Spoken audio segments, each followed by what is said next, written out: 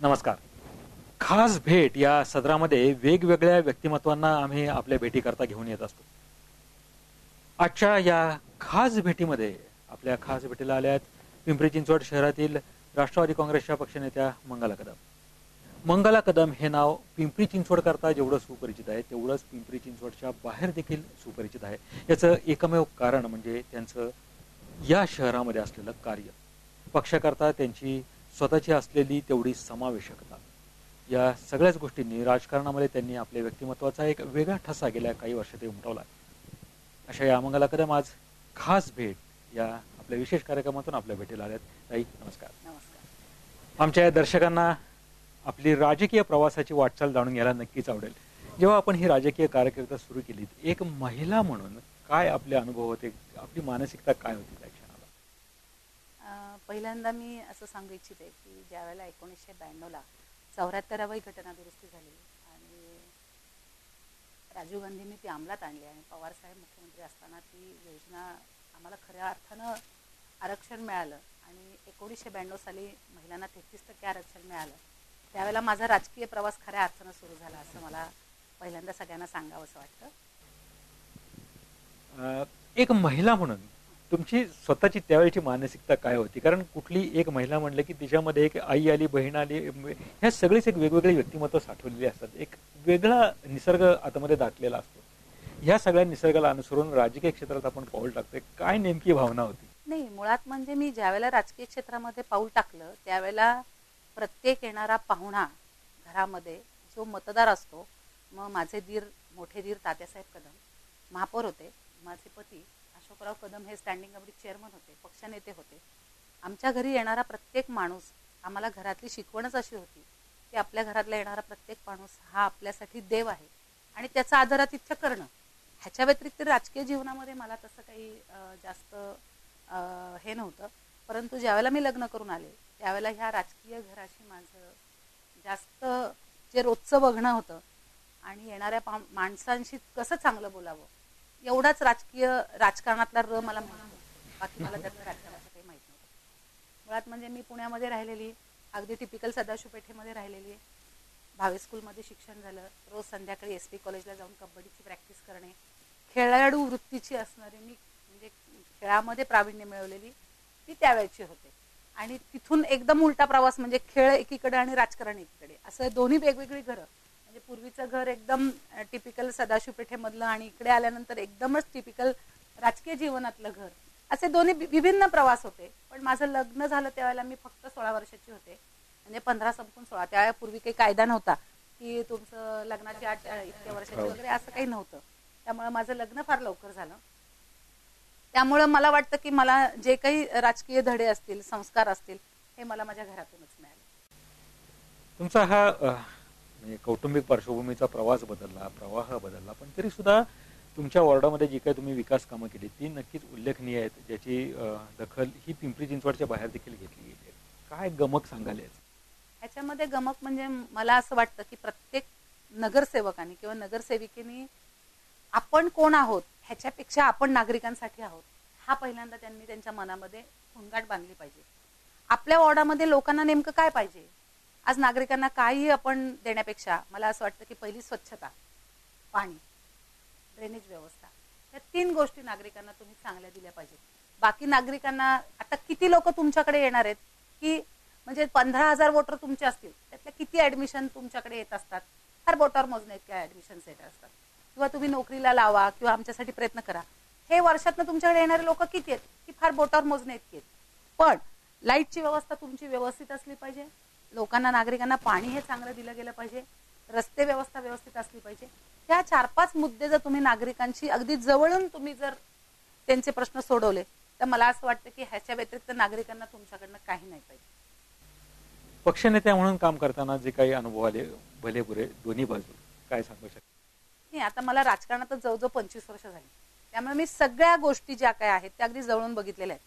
म्हणजे एक नगरसेवक काय काम करू शकतो, महापौर पदासाठी मी 2005 ते 2007 मी महापौर होते. त्यामुळे प्रत्येक कमिटीवर काम करत असताना, प्रत्येक पदावर काम करत असताना मी महिला अध्यक्ष सुद्धा होते त्यामुळे राजकारण हे ग्रासरूट लेवलपासून आजच्या टॉपपर्यंत मी राजकारण बघितलं.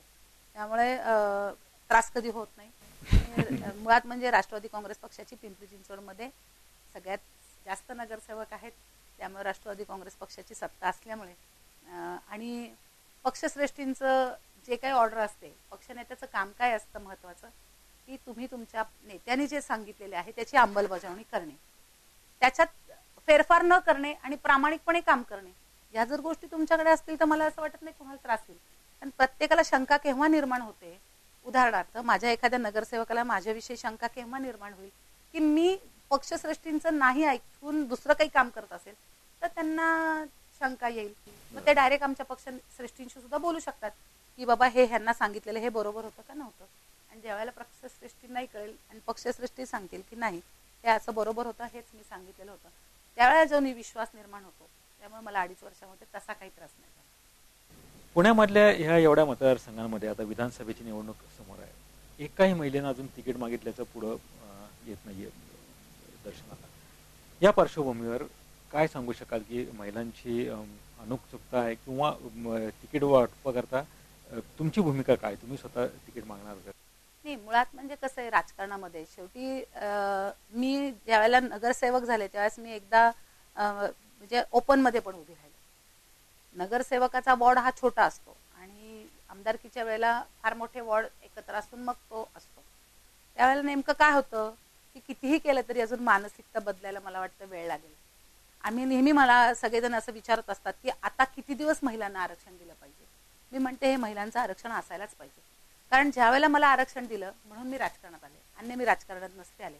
मला 25 वर्ष झालेत म्हणून राजकारण बंद म्हणजे आरक्षण बंद व्हायला पाहिजे अशा मताची मी नाही आहे.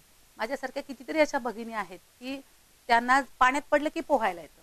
तुम्ही जसं पहिल्यांदा प्रश्न सांगितला की उत्तर सांगितलं की महिलांच्या अंगी अनेक गुण आहेत, त्यातलाच राजकीय हा गुण आहे. त्यामुळं ज्या वेळेला ती स्त्री पाण्यात पडणार आहे ती आपोआप पोहायला येतं, तसंच ती राजकारणात आल्यानंतर ती सक्षम रीतीने काम करणार आहे. परंतु शेवटी आज आपण महाराष्ट्रात आहोत, महाराष्ट्राची एक परंपरा आहे आणि पुरुषप्रधान देश आपण आजही मानतो महाराष्ट्रामध्ये. त्यामुळे मला असं वाटतं की कुठेतरी पुरुषांना इगो हट होत असावा असं वाटतं मला, की त्यामुळं मग त्यांना असं वाटतं की हां मग महिलांना दिलं तर मग आम्ही महिलांच्या अंडर काम करायचं का, असं कुठेतरी त्यांचं इगो हट होतो की काय. आणि त्यामुळे मग त्यांना असं, मला मागच्या वेळेस तिकीट दिलंच होतं, पक्षाने तिकीट दिलं होतं, पण शेवटी आमच्या पक्षातल्याच आमदारांनी बंडखोरी केली की जे खासदारकीला पराभूत झाले, परंतु त्यांना आमदारकीला ते पराभूत झाले म्हणून तिकीट दिलं नाही, पण त्यांनी शेवटी बंडखोरी करायची ती केलीच. म्हणजे याचा अर्थ पुरुषांना असं कुठेतरी वाटत असतं की आम्ही कशाला गप्प बसायचं. हेच जर महिलेने केलं असतं असं तर म्हणजे महिला बंडखोरी करू शकत नाही, पुरुष जास्त बंडखोरी करतात. कारण याचं कारणच की एक महाराष्ट्रातल्या, मी पुरुषांनाही दोष देत नाही, हा आपल्यावर असणारा पगडा आहे. त्यांनी जरी बंडखोरी केली असेल तरी मला त्याच्यावर भाष्य नाही, म्हणजे ते म्हणायचं नाहीये. मला असं म्हणायचं की आज आपली महाराष्ट्राची परंपरा आहे, पुरुष प्रधान देश आहे, आपण पुरुषांना मानतो आणि त्या दृष्टिकोनातून त्यांना वाटतं की काळाचा बदल होण्यासाठी वेळ हा घेणारच आहे. काळाचा बदल तर आहेच, हा महिमा कितीही मान्य केला तरी सुद्धा मूळ विषय असा होता की महिला ज्या तिकीट वाटपाकरता घेण्याकरता पुढे येत नाहीयेत. गेल्या 5-10 वर्षाची परिस्थिती बघता ह्या पिंपरी चिंचवड शहरापुरता जरी आपण विचार केला तरी सुद्धा मंगला कदम या नावापाठीमागे कित्येक महिला आहेत. मग पक्ष कोणता आपण जरी बाजूला ठेवला तरी सुद्धा मंगला कदम ह्या नावाची एक वेगळी ताकद आहे. ह्या ताकदीतून मिळणारी प्रेरणा घेऊन महिला अजूनही पुढे यायला थोड्याशा कचरत आहेत. पुरुषांचा प्रभाव असेल हे मान्य केलं तर त्याचा परिणाम काय व्हायचा तो लोकसभेला आपण बघितलेलाच आहे. काय वाटतं या विधानसभेवर त्याचा परिणाम होईल, लोकसभेच्या पराभवाची काय मीमांसा कराल? लोकसभा म्हणजे तिन्ही वेगवेगळे निवडणुका आहेत. लोकसभा वेगळी आहे, विधानसभा वेगळी आहे आणि कॉर्पोरेशनची इलेक्शन वेगळी आहे.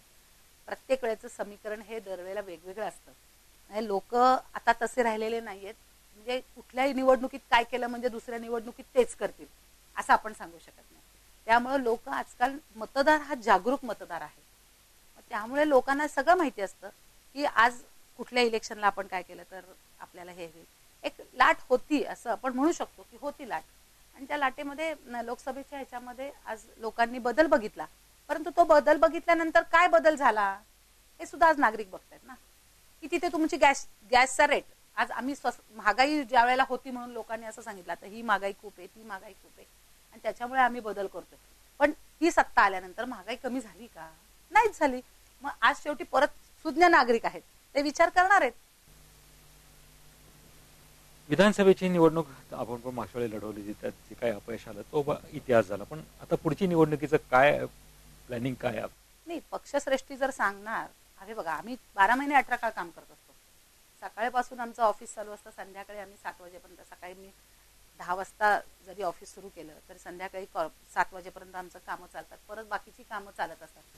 दिवसभर आम्ही तशी कामं करत असतो. काम हे कायमच चाललेलं असतं. आता तुम्ही कित्येक असे आत्ता निवडून आलेल्या खासदारांमध्ये तुम्ही कित्येक लोक असे बघितले असतील की काही लोक खूप कमी मताने निवडून आलेले आहेत, त्यांना सुद्धा लाखोंनी मतं पडलेली आहेत. आणि असं काही नाहीये. आणि आम्ही तर कंटिन्यू काम करणारी मंडळी आहोत. तर त्यामुळे पक्षश्रेष्ठींनी जर सांगितलं की आता ही तुम्ही निवडणूक लढवा, तर 100% निवडणूक लढवा. एक नक्की की म्हणजे लोकसभेत लाटेचा हा सगळा प्रभाव आपल्याला दिसून आलाच.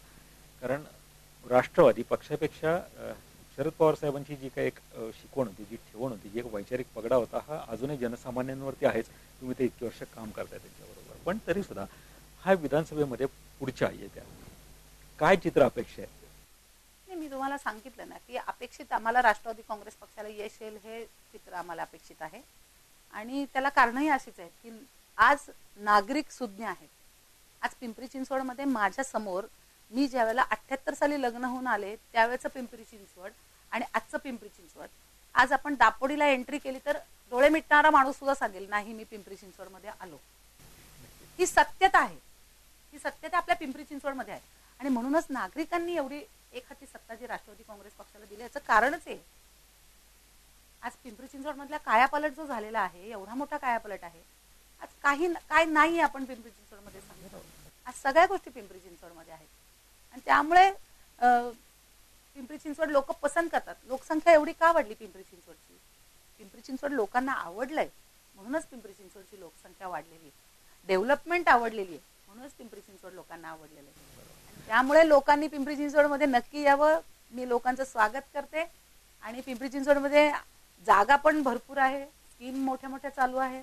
त्यामुळे लोकांना, आणि आज तुम्ही मला सांगा, आज महाराष्ट्रामध्ये कित्येक ठिकाणं अशी आहेत, काही ठिकाणी तर 8 दिवसांनी पाणी. आज पिंपरी चिंचवडनी फक्त 8 दिवस सुद्धा पाणी बंद नव्हतं केलं. आम्ही लगेच निर्णय घेतला की नाही, आता पाऊस पडतोय, चांगला पाऊस पडतोय, तर तुम्ही लगेच पाणी दिलं गेलं पाहिजे. कमीत कमी दिवसातनं 1 वेळा तरी नागरिकांना पाणी दिलं गेलं पाहिजे. आज तुम्ही एवढी वर्ष या राजकीय प्रवासात आहात, जनता जे आवाहन केलं की पिंपरी चिंचवडमध्ये आपलं स्वागत आहे. नक्कीच पिंपरी चिंचवडचा उदय निश्चित होतोय, पण गेल्या 2-4 वर्षात पिंपरी चिंचवडची उद्योगनगरी म्हणून असलेली अवस्था थोडीशी भीषणतेकडे कलतीये. काय सांगू शकाल याबाबत? आता ह्याच्यामध्ये मी तुम्हाला असं सांगेन की काही राज्यांमध्ये खूप मोठ्या प्रमाणावर त्यांना सबसिडी दिले गेल्या. त्यामुळं आकर्षण ज्यावेळेस दाखवतात की आम्ही तुमच्याकडे जकात घेणार नाही, आम्ही तुमच्याकडे तुम्हाला हे माफ, आम्हाला जागेचं नाही, जागेच्या बाबतीतल्या त्यांना फॅसिलिटी दिल्यात, टॅक्सच्या बाबतीतल्या फॅसिलिटी दिल्यात. त्यामुळे काही उद्योग लोकांनी आणि इथे असणारे त्यांच्या जागा, आता आपण असं म्हणतो की माझा 20 वर्षापूर्वीचा बिझनेस एक 100 एकरमध्ये झाला असेल, तर आज मला माझा एवढ्यानंतरचा बिझनेस माझा 500 एकरमध्ये पाहिजे.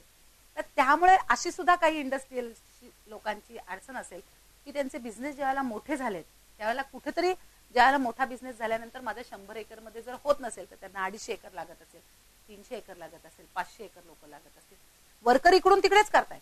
आज उत्तरांचलला बजाजचा प्लांट जो आहे तो उत्तरांचलला जरी गेला, औरंगाबादला जरी गेलेला असेल तरी पिंपरी चिंचवडचेच कामगार तिकडे जाता येत आहेत. तिथले घेतले असतील, नाही घेतले असतील असं मी म्हणत नाही, परंतु शेवटी कामगार इकडचे सुद्धा आहेच आहेत ना तिकडे. फक्त प्लांट त्यांनी बदली केलाय असेल तर याचं कारण असं सुद्धा असू शकतं की बाबा त्यांना फॅसिलिटी तिकडे मिळाल्या, प्लस त्यांच्या जागा मोठ्या प्रमाणात असेल, त्यांचा बिझनेसला डेव्हलपमेंटसाठी कुठलाही धंदा असेल. आज मी तर अशा शुभेच्छा KB9ला देईन की त्यांनी स्वतःचं ऑफिस व्हायला पाहिजे. आज भाड्याच्या ऑफिसमध्ये असतील तर त्यांचं मोठं ऑफिस झालं पाहिजे, त्यांनी मोठा बिझनेस केला पाहिजे, चांगलं झालं पाहिजे. मग तुम्ही स्वतःच्या इमारतीत जाल, मोठा अख्खा स्टुडिओ तुमचा असेल. कारण हा शेवटी बिझनेस टॅक्ट आहेत प्रत्येक व्यक्तीच्या आयुष्यामधल्या. आणि प्रत्येकाला असं वाटत असतं की आमचे बिझनेस हे वाढले पाहिजेत, मोठे झाले पाहिजेत. आज बजाजनी इथं घेतलं तर चाकणला घेतलं, चाकणचं कमी पडते, आता ते दुसरीकडे जातील. म्हणजे शेवटी आपण कुणालाही कोणताही बिझनेस असा बांधून ठेवू शकत नाही. आता बोलता बोलता तुम्ही जो उल्लेख केला की ह्या स्थलांतराला जे टॅक्सेशनचाही काय प्रश्न निर्माण होते, महाराष्ट्र सरकारकडून नेमका जो काही आवाज उठवला जात नाही, याची सुरुवात म्हणजे पिंपरी चिंचवडचा उद्योग असेल तर याची सुरुवात महापालिकेतून आवाज उठवला गेला पाहिजे. हा आवाज पुढे महाराष्ट्र सरकारकडून उठवला गेला पाहिजे, तर ह्या टॅक्सेशनच्या बाबतीत काही निर्णय घेतले जातील. कारण अजून एलबीटीचाही जो काही लढा चालू आहे तो चालूच आहे. टॅक्सेशनच्या बाबतीतले निर्णय अजून जैसे ते, त्यामुळं स्मॉल स्केल इंडस्ट्री थोडीशी धोकादायक परिस्थितीत आहे. नेमकं महापालिका स्तरावरती काय घडत आहे? आता तुम्ही जर असं म्हणलात तर मी असं तुम्हाला असं सांगेन की एक राज्य असं आहे की त्यांच्याकडे नॅनो गेली, आमच्याकडे इंडस्ट्री एवढी मोठी आली, एवढी इंडस्ट्री मोठी आली, आमच्याकडे एवढा मोठा प्रकल्प आहे. मी स्वतः बघितलं महात्मा गांधींचा आश्रम, साबरमती आश्रम, आज आमच्याकडे एवढे मोठे मोठे प्रोजेक्ट राबवलेले आहेत आम्ही. तो आश्रम बघितला तर मी म्हणेन की खरंच महात्मा गांधीजी आमच्या पिंपरी चिंचवडमध्ये इथे असते ना तर आम्ही त्याचा काय पाहिलं केला असता. आज तुम्ही नदी सुधारचा जरी बघितला प्रकल्प तर त्याच्यापेक्षा बेस्ट से बेस्ट आपण करू शकतो आणि आहे आपल्या प्रोजेक्टमध्ये. फक्त शेवटी आज तुम्ही रस्ते पहिल्यांदा डेव्हलप केले, कारण आज आपण पिंपरी चिंचवडमध्ये इंडस्ट्रीसाठी येणारं दळणवळण जे लोकांना पाहिजे होतं त्यांना रस्ते खूप चांगले पाहिजे होते. फॉरेनचे डेलिगेशन त्यांच्याकडे येतात तर त्यांच्या गाड्या त्यांच्या गेटपर्यंत बरोबर गेल्या पाहिजेत, हे त्यांचं म्हणणं होतं. आपण ते पहिल्यांदा केलं. आज तुम्ही मला सांगा, एका राज्यामध्ये एक नॅनो जाती, माझ्याकडे जनरल मोटर आली, माझ्याकडे जेसीबी कंपनी आल्या, मग हे पिंपरी चिंचवड आणि महाराष्ट्रातच आलंय.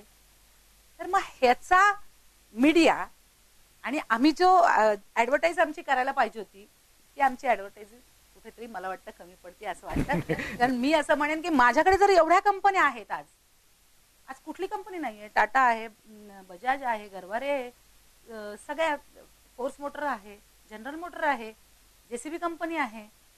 ही सगळी वस्तुस्थिती आहे, पण तरी सुद्धा उद्योग क्षेत्राची थोडीशी ओरड चालू आहे. आपण ती ओरड जरा बाजू ठेवू, पुन्हा एकदा राजकीय प्रवासाकडे येत. राष्ट्रवादी पक्ष गेल्या 4-6 महिन्यात थोडासा बॅकफुटवर असल्यासारखा दिसतोय. काय कारण सांगू शकाल? नाही, बॅकफुटवर म्हणता येणार नाही. त्याचंच कारण मी तुम्हाला मगाशी सांगितलं की काही काही वेळेला अशा लाट येतात, या लाटेचा प्रभाव इंदिरा गांधींना पण सोसावा लागला.